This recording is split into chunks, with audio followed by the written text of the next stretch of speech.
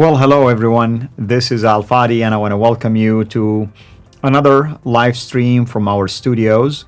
With that in mind, let us turn our attention to the topic of the day.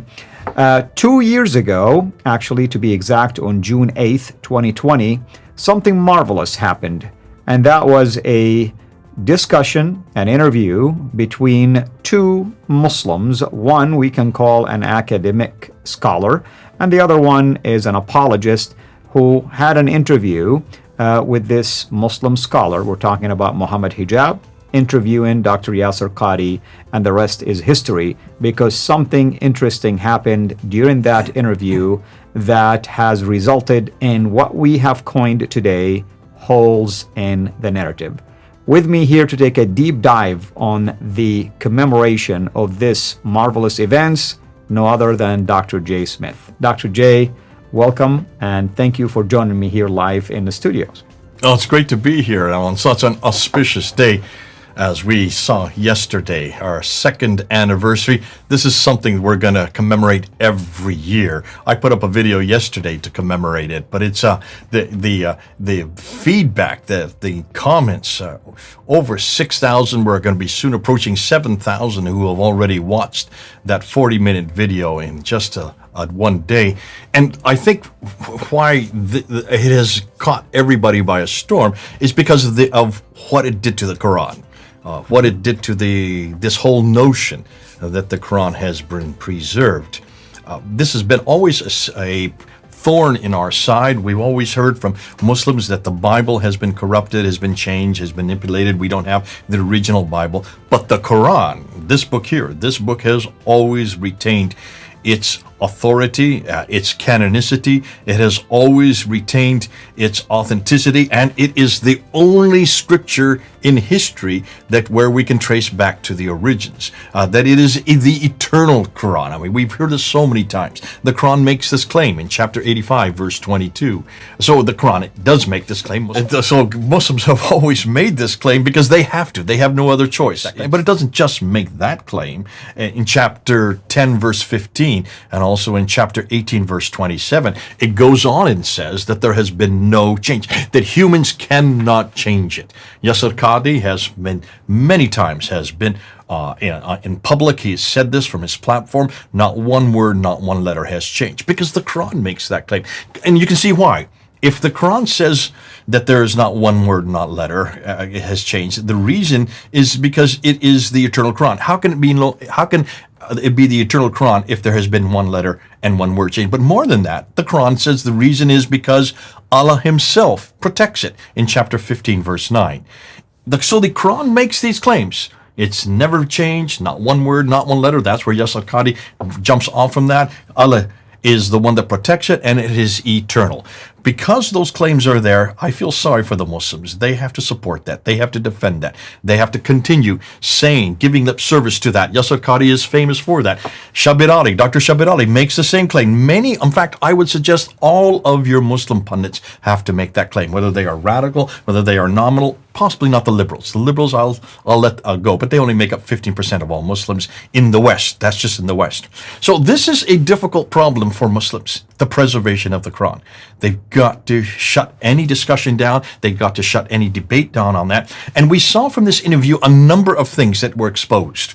I don't know if you want to go and unpack that, if you want to continue with that, or if you want to go to something else. But yesterday was the day that we commemorate the destruction of the preservation of the Quran.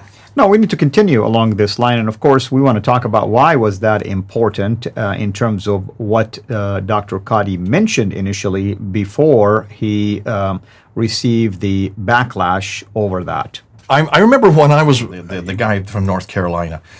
He was the one that told me about it. He was the one that got me onto the phone. He says, Jay, are you aware that there's going to be an interview with Mohammed Hijab and Dr. Yasir Qadhi? And he was the one that wanted me to get on and look at it, because he says they're going to come up with something. And I didn't think at that time it was going to be anything great. I just thought, okay, here it is, this yada, yada, yada. They're just going to continue to talk about the preservation. I had no idea that Mohammed Hijab would ask the question he asked at the very beginning, putting his hand out there and saying, here's a blank sheet of paper. Mm-hmm. Which Quran are you going to write on it? Which Quran? Jay, we don't talk about this. This is something you don't talk about in public. Don't be filming this, please. What are you bringing this up for? These idiots, says Yasir Qadhi. What are these idiots who keep on asking these kind of questions? And I think what was really exciting about that whole interview, as we were watching it, I don't know if you watched it live. I was watching it live. I just started taking notes because this is what we brought up in 2016. This is Hatun Tash. Remember our good friend Hatun Tash?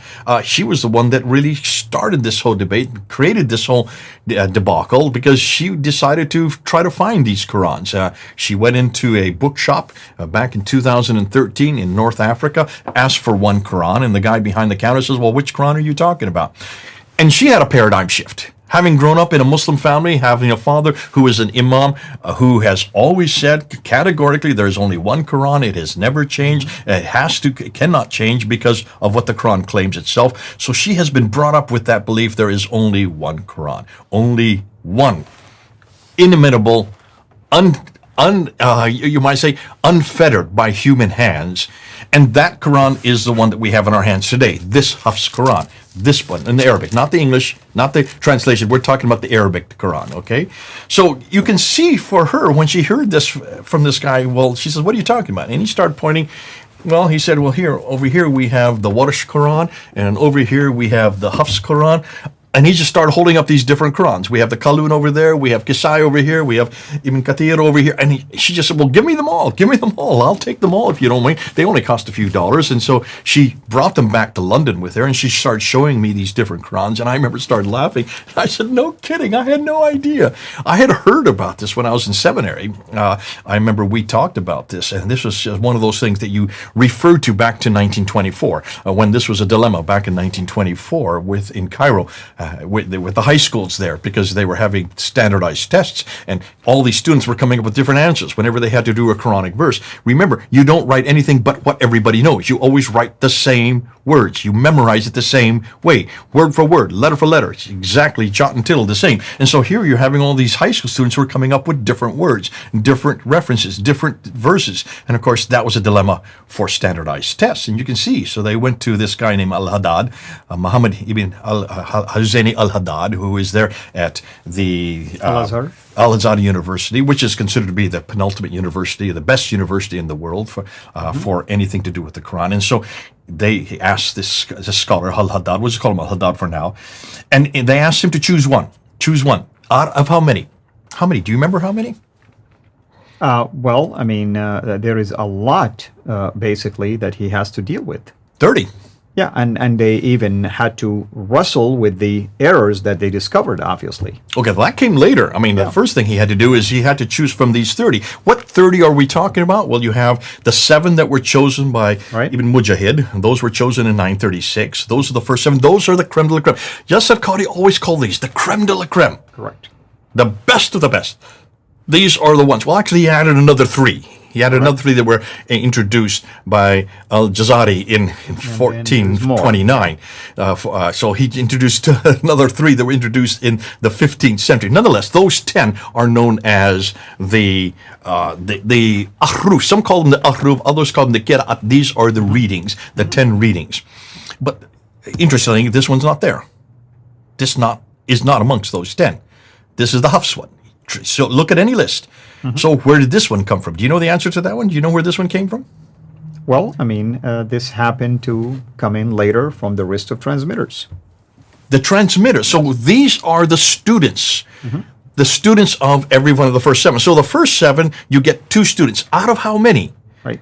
Well, not just 2, not just 3. In case of some of them, like an Asim, who is the one where this comes from. He is an Asim. He had 91 students, 91 different students. Only 2 could be chosen. Yeah, Asim is the Qari, the reader, and then Hafs is the transmitter, Ar-Rawi. And who chose those transmitters? That was Al-Shatibi. When did he do this?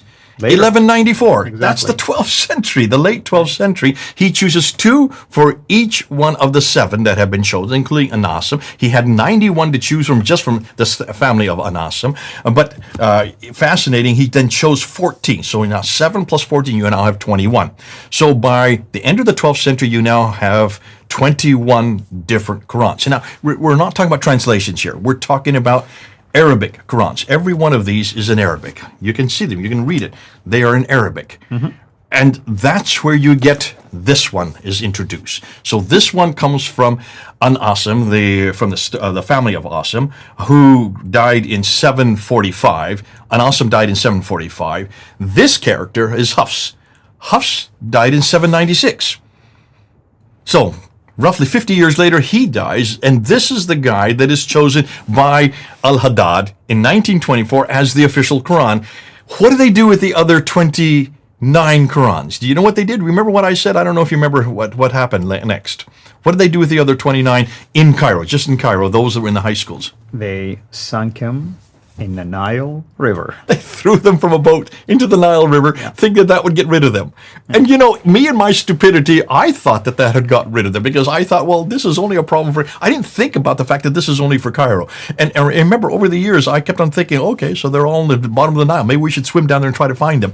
Without thinking, wait a minute, these are all memorized by different families who come from different groups, who come from different villages, who come from different geographical areas. And in every geographical area, they memorize it different. So this one here, the Warsh, this one was actually created by a guy who died in 812.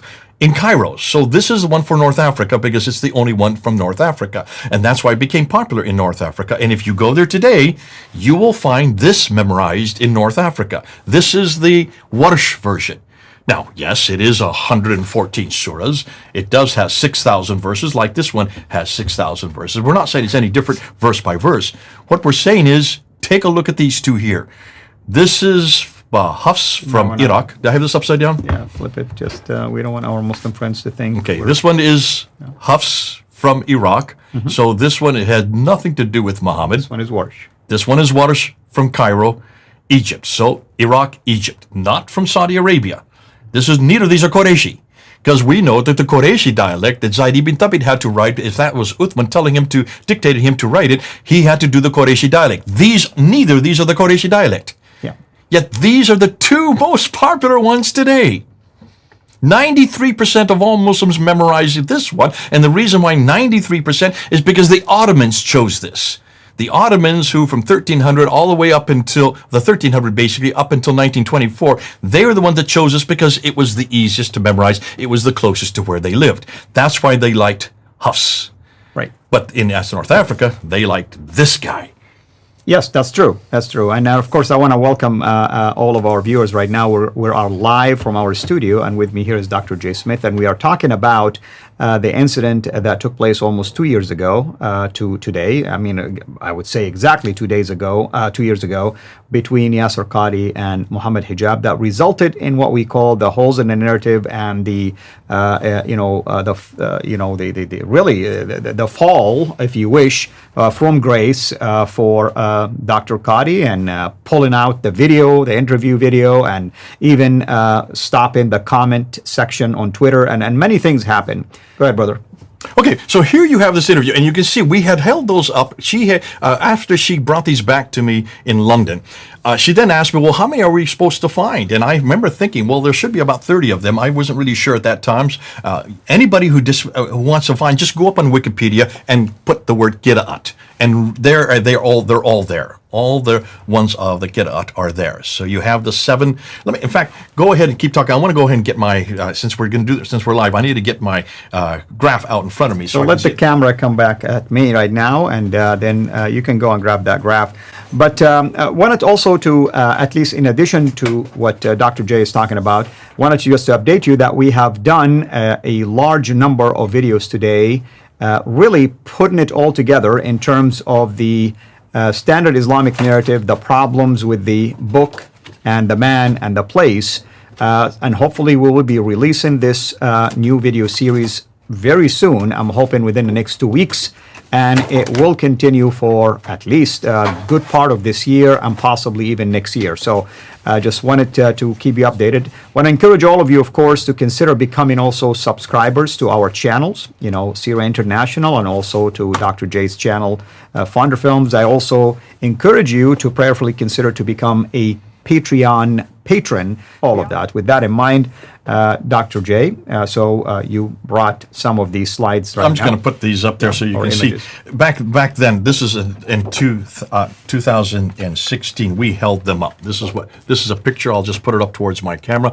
Here we are holding up the 26 Qur'ans that she then collected. She collected them from Jordan, she collected them from Yemen, she collected them from all, and she didn't go herself physically do it. She had people that she knew were going there say, when you go there, could you get Kasai for me? Could you get Kathir for me? Could you get, well, she already had Warsh and Hafs. Could you get all these different other ones?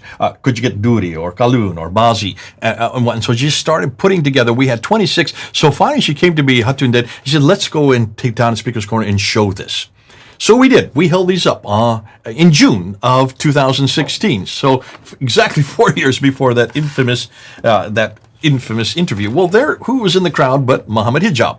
There he is right here. Can you see him right here, where the yellow is pointing? I know this is kind of I should have got it bigger, and I should have been prepared so I could have this up on a screen. But there you can see Mohammed Hijab. He's standing there. He stands about 6'6", and so he stood over everybody, and he pulled all the crowd. He said, all the Muslims come here. Stop looking at what they're showing you. Stop listening to what they're saying, is what he was saying.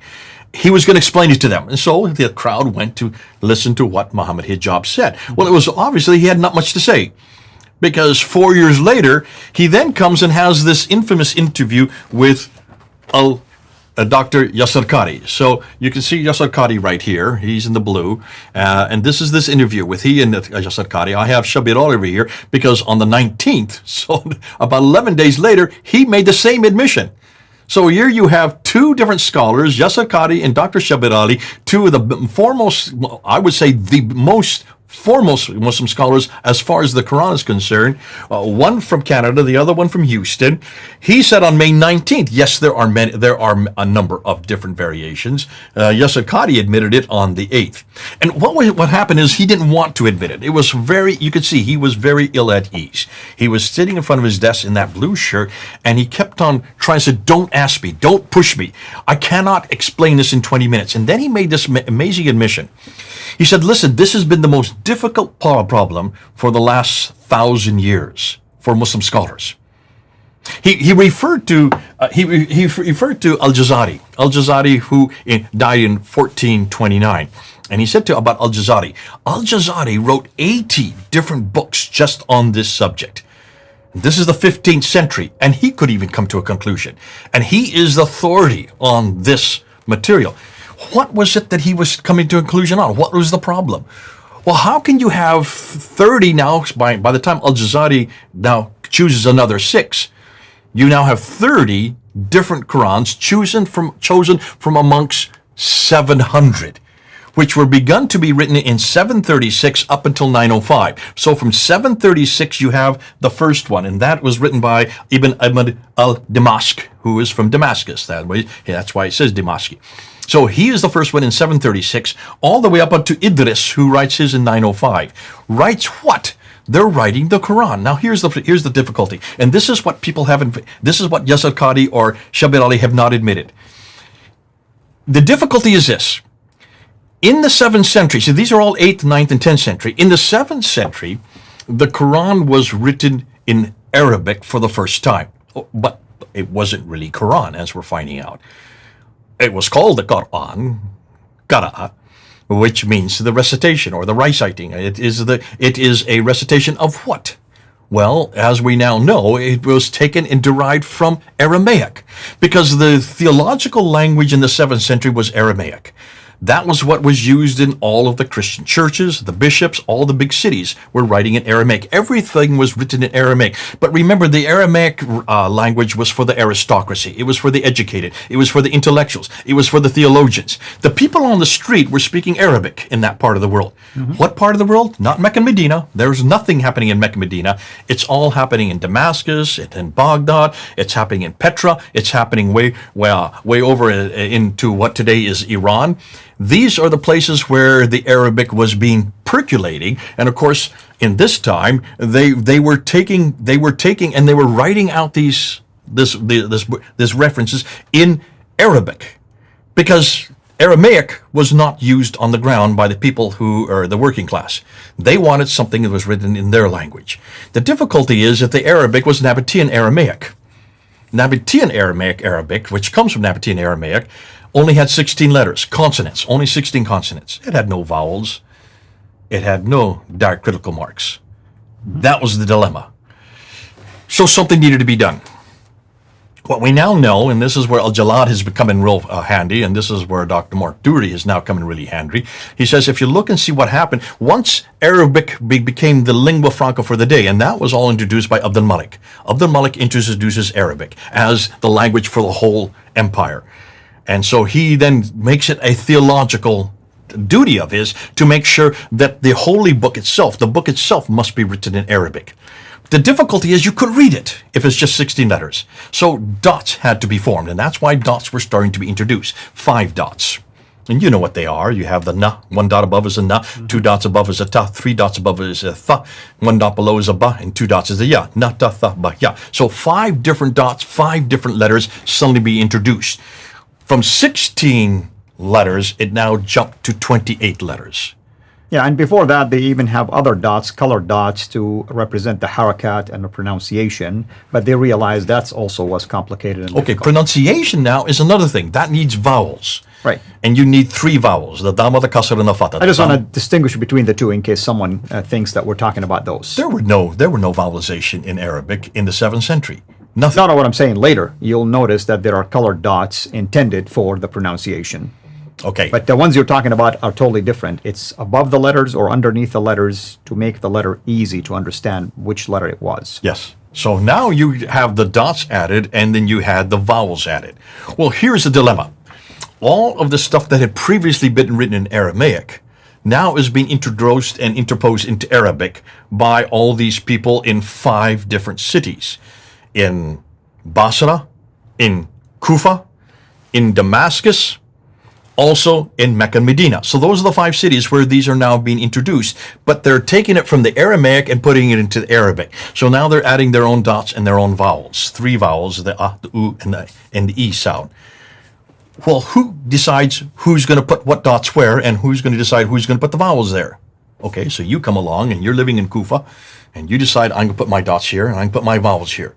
Well, I'm in Cairo, and I'm not looking at what you're writing, so I put my own dots where I want to, and I put my vowels where I want to. And then I start a whole set of students underneath me who then follow what I'm doing, and I try to tell them what to do, but they write their own Qur'ans, and they put their dots where they want to. There was no standardization of versification. I'm sorry, no standardization of any type of vowels and dots, the harakat. There's no standardization. In fact, what's interesting is no one even opened a book and to read a page to see what they had done. Well, this became a real dilemma by the 10th century, because in every one of these 5 cities, you had a whole slew of different people writing different Qur'ans, coming up with completely different derivations. And that's why Ibn Mujahid was given the responsibility to take from these roughly 700, is what Shadi Nasr is coming up with, around 700 of these Qur'ans. He had to whittle it down to just 7. And he chose these 7 here. And you can listen, folks, this is it. This is straight from Wikipedia. You can get this on Wikipedia. Now, you won't get exactly this because I've color-coded it, and I've also put the dates to it. What they don't do in Wikipedia, they don't give you the dates. You need to look at the dates. But this list I got off of Wikipedia. You can do so as well under Qira'at. So you have what he chose, Nafi al-Madina from Medina. He chose Ibn Kathir from Mecca. He chose Abu Amr Allah from Basra. He chose Ibn Amir al-Damascus from Damascus. He chose Asim ibn Abi al-Najud from Kufa. He chose Hamza al-Zalat from Kufa. And he told al-Kisai from Kufa. You notice, of the 7, 3 of them from Kufa, 1 of them is from Damascus, 1 of them is from Basra, and the other 2 are from what I would call Arabia today, Saudi Arabia today. So of the 7, only 2 are from Saudi Arabia. Only 2 are from the place that the Quran should have come from, because that's where the Qurayshi dialect is. So none of these, of the 7, only 2 of them could be possibly the Qurayshi dialect. The other 5 are all from the places where Uthman burned, destroyed, because they didn't agree with the Qurayshi dialect. See, this has been lost on Muslims, and this was lost on Mohammed Hijab, and it was certainly lost on Yasir Qadhi. Because he went to he went to Yale University, and in 1995, he was suddenly approached with this, and he was given this list. He was shown this list, and he was given the dates. And he realized by looking at these dates, well, these had nothing to do with Muhammad. Because look at the dates. 785, 738, 770, 736, 745, 772, 805 of the first 7, none of them were from the 7th century. None of them were from the 600s when Muhammad died. Mm-hmm. They should have been there in 632 when Muhammad died. None of these are from the time of Muhammad. Yet these are the qira'ats. These are the 7 qira'ats, or the 7 ahruf. These are the 7 supposedly that I'm hearing from Muslims that Jibril gave to Muhammad. If Jibril gave these 7 derivations to Muhammad, then why are none of them from the 7th century? They're all from over 100 years after. In fact, they go from 736 all the way up into the 9th century, 805. That's just the first 7. These are just as bad, because these are all 7th and 8th and 9th century. And the same way here, all the way up until 905, that's the 10th century. So from the 8th and 9th and 10th century, you get these 30. Now, can you see the difficulty? These 30 out of 700, every one of them is different. No 2 are exactly alike. I just want to show you these 2 again, because these are the 2 that are the most popular today. Right. This is the Hafs. This is the Warsh. This is used by 93% of the world, but that was only because it was canonized by King Fahd in 1985. So we're talking about 37 years ago. It was finally canonized by King Fahd, made as the official. Isn't that interesting that the Saudi Arabian government chose an Iraqi Qur'an from Kufa and did not choose one of those from Arabia? And they Mecca, were, Medina. Remember Ibn Kathir is Mecca? Ibn Kathir is Mecca, and so, well, Ibn Kathir is Mecca, but Nafi is a Medina. So you have Nafi and Kathir. What I'm saying, these 2 should have been the prominent ones. Now, be careful. It's not the Ibn Kathir of the Tafsir. That's right. This is another Ibn Kathir. That's right. Ibn Kathir, the reader. The reader. And so he died in 738, and Nafi died in 785. So they should have chosen either Medina or Mecca. Why did they choose Hafs? Because the Egyptians had chosen Hafs. Because of that one, Muhammad al-Husayni al-Haddad had chosen this book, the Hafs, in 1924. This became so successful in Cairo that they made it Egypt-wide by 1936, and so it became the standard edition for all of Egypt. That became so successful because they could standardize all the tests, so the Saudi Arabian government just decided to adopt the very same thing that the Egyptians had adopted, and that's why they made this official for the whole world. So this is the one that is used for the whole world in 1985. Folks, that's only 37 years ago. That makes me sound pretty old, because that means I'm older than this canonical text. But can you see the difficulty then for Yasir Qadhi? How is he going to explain this? Okay, I want you to put yourself in Yasir Qadhi's part. How would you have explained this if I was Mohammed Hijab and I asked you, Yasir Qadhi, which one are you going to put on this blank sheet? Which one of these is you going to put? Are you going to put Hafs? Are you going to put the Warsh? Are you going to put the Nafi? Are you going to put Medina? Tell me, which one are you going to put, Nafi or Ibn Kathir? Right. Help me here. How would you answer that? Yeah, I mean, it's a logic question, really. I mean, the question was brilliant to ask. It was a great question. I don't think either Mohammed Hijab or Yasir Qadhi knew that we were watching, because they thought this was just an in-house discussion, simple, easy discussion. I'm sitting there clapping and writing my notes down and grabbing the video itself, because I realized we got an honest Muslim finally. Yasir Qadhi is actually being very honest. True. This guy actually is struggling. He is showing that there's a problem here. There's a dilemma here. He is realizing that what Mohammed Hijab was asking him is something that no one had dared answer for 1,000 years, that or even our good friend Al-Jazari could not answer. Way back in the 15th century, he could not answer this. And then remember what he said. He said, I have not said a thing about this since 1995. For 25 years, he said, I have never lectured on this. He was almost proud of that he's never lectured. He says, you won't see me talk about this in public at all. But if you want to find out more, take my class. We'll do a deep dive. Yep. And then he gave 3 criteria of what they do with students or people or converts. He said, when people are first converted to Islam, we don't even mention it. We don't talk about this. When they become intermediate, when they've been a Muslim for a little while, we say, just memorize it. Don't ask questions. Just memorize it. Once they become advanced, he says, so he's giving 3 different criteria. Once they get advanced, then we do a deep dive. Take my class and we'll do a deep dive. But then he goes and admits that he's never talked about it for 25 years. So, Al-Fadi, tell me something. Would you want to take a deep dive with a guy who's not talked about it for 25 years, who couldn't even answer this question? It took him 28 minutes and would not answer. How many times did Mohammed Hijab say, this should be easy? He kept on saying, this should be easy. Which Quran? Which one is it? Is it the Hafs? Is it the Warsh? He even gave him some examples of which ones he would have liked to have been there. Yeah. After 28 minutes. Well, before the 28 minutes, he just said some other things. He looked at Mohammed Hijab and says, you in the East, Mohammed Hijab lives in London. I never knew London as being the East. But what he was saying is, you in the East. So what he was saying is, you in the Eastern part of the world, not part of the Western academia. So you in the popular Muslim world, you on the internet, you are the one who is representing, you're a big internet star, you have a huge following, you have a 250,000 people that are following you. Now, you in the East, your narrative has holes in it. Ooh, Oh, everybody's waiting for this moment. Your narrative has holes in it. The standard narrative, he said, the standard narrative has holes in it, pointing to him. Right. What standard narrative? Standard Christian narrative, standard academic narrative, standard humanist narrative, the standard Islamic narrative. The standard Islamic narrative has holes in it. He coined it. Listen, credit where credit is due. Right. I didn't coin it. You didn't coin it. And he's absolutely correct. And by the way, we have about 10 minutes left. So I want to encourage everyone who has questions. A good way, because we have so many comments, to highlight it is to consider a super chat. But we have a team and we have also moderators. Hopefully they can pinpoint some of them. But he's not kidding when he said that, because when you study just the history of how the Quran was collected and by whom, you have a variety of basically stories that tells you about the event itself. So that's the kind of holes he's referring to. You don't have something consistent, you don't have something persistent, you don't have something reliable.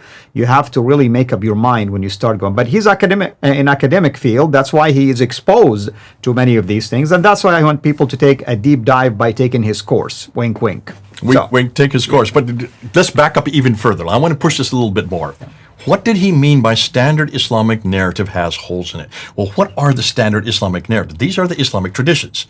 Mm-hmm. This is the CIRA of the Prophet. This means the CIRA of Ibn Hisham from 833. This is the Hadith of Al-Bukhari, Sahih Muslim, Ibn Dawud, Tirmidhi. This is from 870 and on. This is the Tafsir of Al-Tabari and the Tarikh of Al-Tabari from 923, the 10th century. So these are all the Islamic traditions from the 9th, notice I'm not saying 7th, from the 9th and 10th century and later.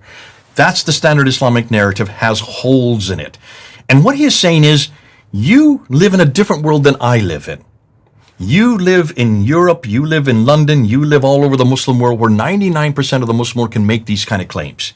That there is not one difference, that the Quran's been completely preserved. Not one letter, not one word has changed. I, however, have to live in Houston. I went to Yale University 25 years ago, got my PhD at Yale University, and suddenly I had a crisis of faith. Now that's what Mohammed Hijab asked him about, this crisis of faith. He recoiled.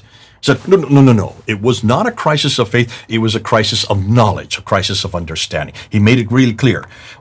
That's the crisis that he had to go through in 1995. And then he turns and he says, see, you people, pointing to Mohammed Hijab, and he says, or actually he included himself, he said, we Muslims, we have a respect for the Quran. And we don't ask certain questions of the Quran. But in the West, they have no red lines. So what he was saying is, we have certain red lines beyond which you don't go in Islam. You just don't ask this question of the Quran. What you're asking me right now, don't ask it. Not in public, not on film. After the interview, yes, you can ask it, but not now. Or take my class, he kept on saying, take my class. Right. We have a respect for the Quran. But here in the West, in Houston, at Yale University, all over the West, there are no red lines. You can ask any question you want. That's the beauty of the Bible. That's the beauty of Christianity. That's the beauty of the Judeo-Christian context, which we have infused into our academic institutions. Listen, did Jesus say, you can't ask me that question? Did Jesus ever do that with his disciples? Did Jesus ever once say, please, I'm not going to answer that question? He was asked question after question after question. He even went to his death because of the answers he was giving. There is no red lines in Christianity. I don't know of any institution, any school where you cannot ask questions of Jesus or about the Bible. In fact, where do you think historical criticism was not birthed, but where do you think it was matured? Where did redacted criticism get birthed? And not birth, get matured on. Where do you think source criticism got matured on? How do we get textual criticism? It's all been applied to this book, the Bible. See, we have asked every question of this book, every question imaginable of this book. That's why you have Wellhausen asking this question in the 1800s. How can you trust the first 5 books of Moses? How can you trust when you have a JEDP, a documentary hypothesis? That's a good question. No one said you can't answer that. No one said you can't ask that question. No one said don't talk about it. Take the camera off. Of course, they didn't have cameras back in the 1800s. No one said do not dare say this in public or talk to me later. No, we had to answer that question. Whether or not Jesus existed, whether or not he died on the cross. Oh, listen, in the 1800s, it decimated the church. It decimated our universities. It decimated our seminaries. And it decimated the pews by 1905. But see, what we did since 1905 is we said we've got to find answers for every one of these areas. And we've got to go and we've got to find out who Abraham was. Did Abraham exist? And that's where we came across the Mari tablets and the Ebla tablets and the Amarna tablets. And these tablets, the Nuzi tablets, these 4 genres of tablets that now supported and showed exactly who Abraham was, where he lived, what kind of customs he existed in his lifetime and in that place and in that time period. And then we came across the Ebla tablets, which even talked about the 5 cities in Genesis chapter 14, verse 8. Sodom and Gomorrah, which everybody thought was fictitious. So support after support, artifact after artifact, manuscript after manuscript started coming to the fore. And that's why we now pretty much can support almost everything, so much so that Dr. Nelson Gluck, one of the leading world's authority archaeologists, says to date, not one artifact, not one mural, not one tablet, not one any type of manuscript that we can find today controverts a properly understood biblical statement. Right.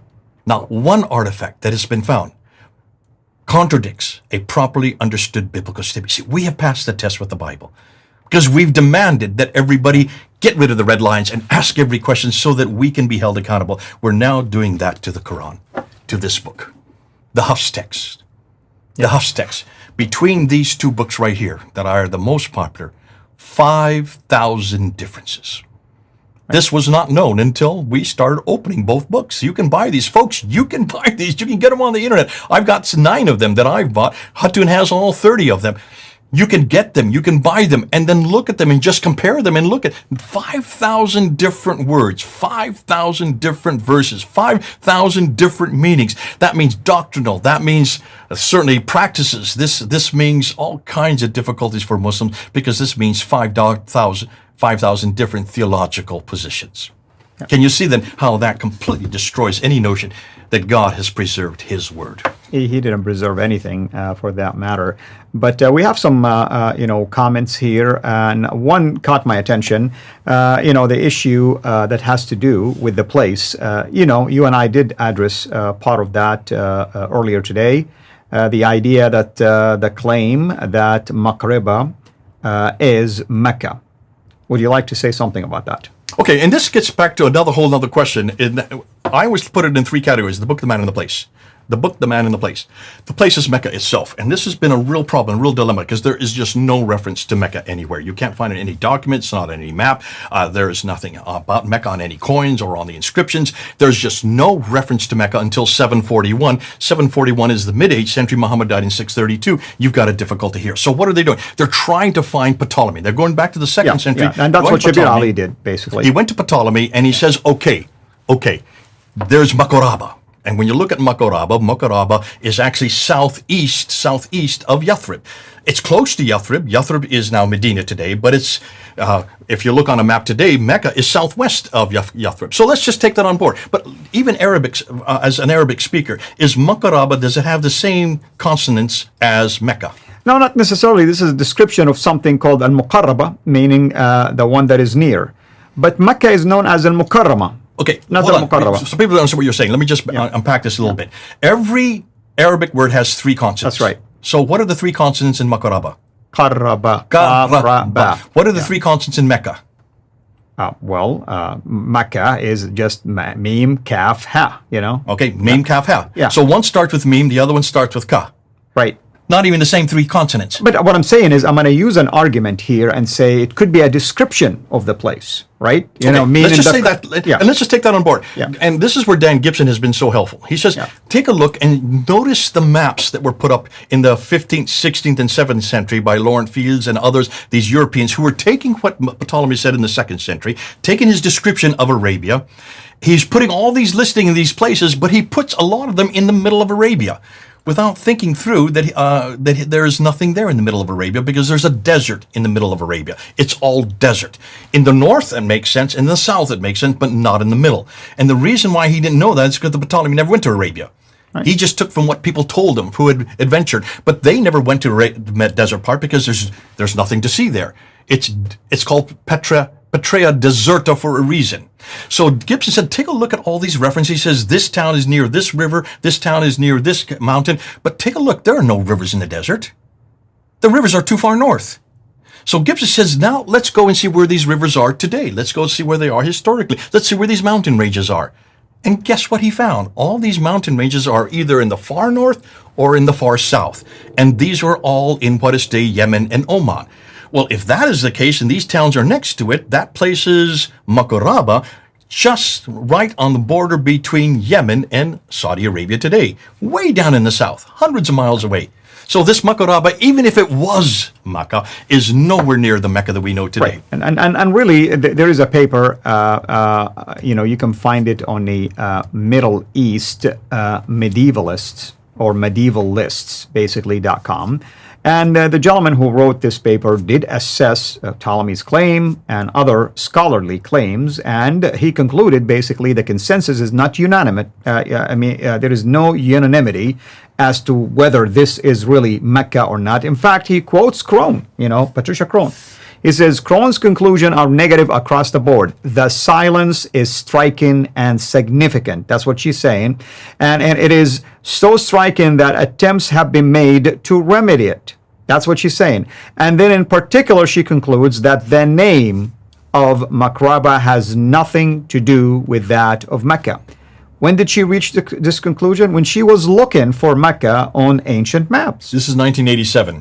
Right. 1987, she brought this up in her book, Meccan Trade and the Rise of Islam, and she got death threats for what she was claiming. Not just for that, she also talked about the fact that none of the Qiblas were facing. She said the Qiblas don't face towards Mecca as well. Long before Gibson said this, she was saying this in 1987, way ahead of her time. Right. And that's why when you look at now, we've just done a whole series looking at Mecca, so I don't want to get into that because I don't want that's true. I just want to tell people you find this written by A.N.D. Morris, A.N.D. Morris from the University of Amsterdam. Yeah. And it says Mecca and Makraba. So all that to say, because someone did mention that, what do you have to say, Dr. J, since now Shabir Ali held this paper and says, look, Ptolemy said this. Well, that's the problem, unfortunately. Just so people know, if you want to go back to Fandor Films, I have dealt with Makaraba. Yeah. I've dealt with the 4 major claims about Mecca from Ptolemy. I've dealt with all of them one video at a time. They're all there, and all the material that I'm using is Ian D. Morris's and Dan Gibson's material. That's right. It's so easy to debunk. Wonderful, thank you. Let's see if there is any other questions. If there is, if not, let me finish off then what happened. Yeah, go ahead. And this is why I think June the 8th is so significant, and why we'll bring it up every June the 8th. Today is the day later, but we can still talk about what happened yesterday. When this interview finished, at the very end, after 28 minutes, Mohammed Hijab was frustrated. You can see he was frustrated. He finally put out his hand one last time. And he said, you've got to tell me which one you're going to put there. Which, I'm giving you a blank sleeve of paper. I asked you at the very beginning, I need to know which one it is. Finally, Yasir Qadhi acquiesced. And he says, they're all the Qur'an.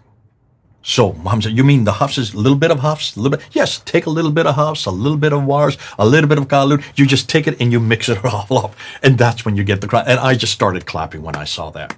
I started clapping. It says, Yasir Qadhi, do you know what you just admitted? Do you even know what you're talking about? Have you even looked and seen how many differences there are between these 29 versus Hafs? If you take Hafs as the standard, which is the standard today, and you compare the other 29 with it, guess how many they have found already?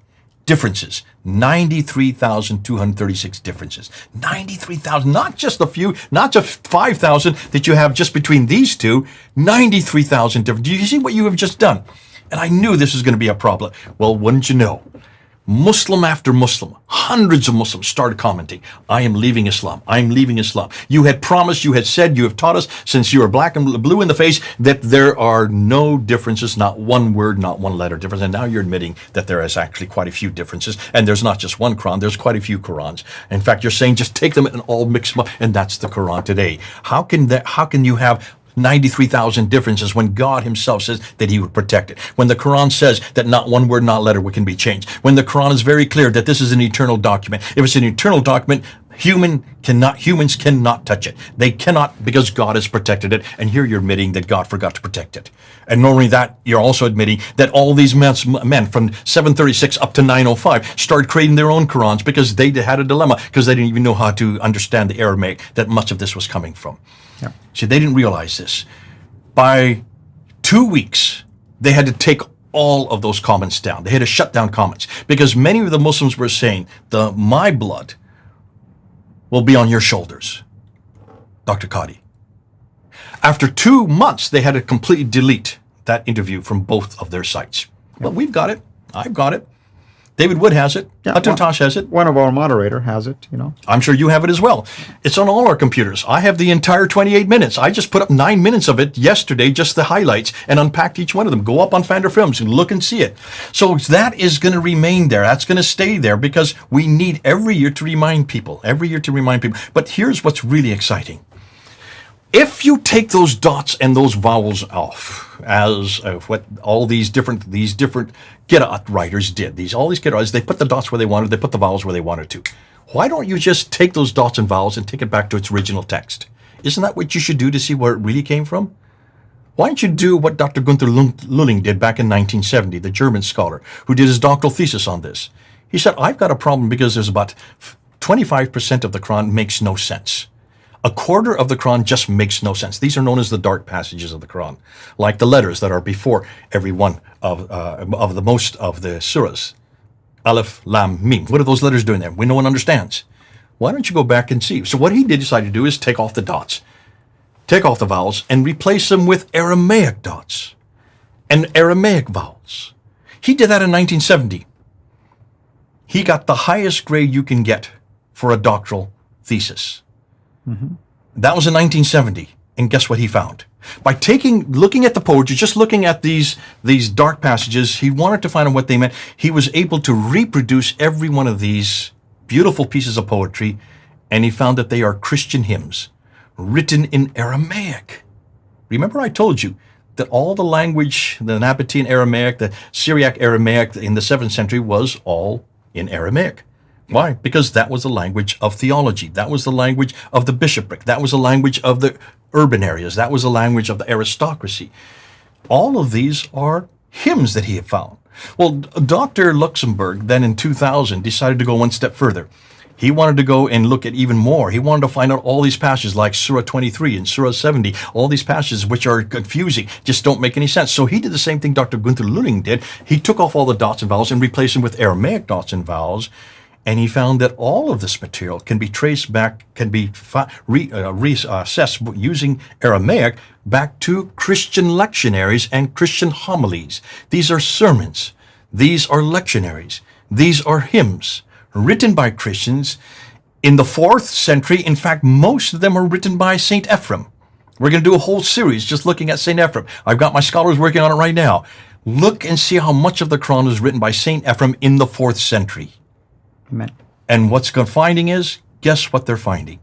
All of these hymns, these lectionaries, and these homilies are all about Jesus Christ. Amen. All about Jesus. Which we did a series, you and I, on that. Which means if you want to find the original Quran, if you really want to go back to what this book really is, if you really want to go back to its origins, you're going to find Jesus waiting for you. Amen. Amen. Thank you, brother, and thank you, everyone, of course, for watching. And tomorrow, Lord willing, I will be doing a live stream by myself towards the end of the day before I conclude here, and hopefully you can join me. I'll be giving you a highlights on what my ministry is all about and the growth that we've been experiencing in different areas. Of course, thank you. We thank the Lord, and we thank many of you who are supporters here, like Professor Yafel. Thank you so much for the good work that you do and your partnership with us, and many of you in here as well. Thank you, Dr. J, as always, and I look forward, of course, to recording more videos with you and to have you back again into our studios soon. Until we meet again, everyone, have a blessed day. Take care.